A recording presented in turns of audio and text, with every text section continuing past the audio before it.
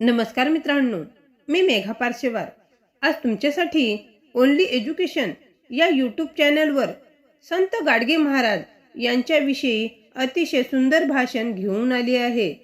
स्वच्छतेत देव वसे, सेवेत माणूस दिसे, जिथे प्रेम आणि करुणा तेथेच ईश्वर नांदे, तेथेच ईश्वर नांदे।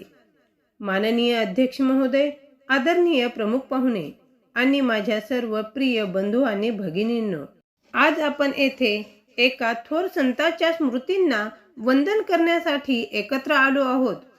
ते म्हणजे संत गाडगे महाराज।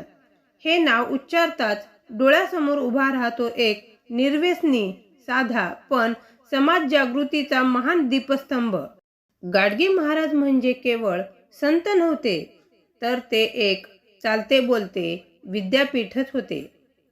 साधा फाटका पोशाख, हातात खराटा, डोक्यावर मडके आणि मनात समाज परिवर्तनाची प्रखर ज्वाला। त्यांनी सांगितले की देव मंदिरात नाही तर माणसात असतो। त्यांनी शिकवले की स्वच्छता म्हणजे केवळ शरीराची नव्हे तर विचारांचीही असावी।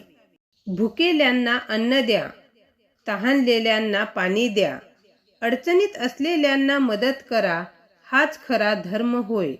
त्यांनी अंधश्रद्धेला छेद दिला, दारू, व्यसन, जातीभेद यांना विरोध केला। ते गावोगावी कीर्तन करत, पण त्या कीर्तनातून त्यांनी जप-तप नाही तर जागृती घडवली।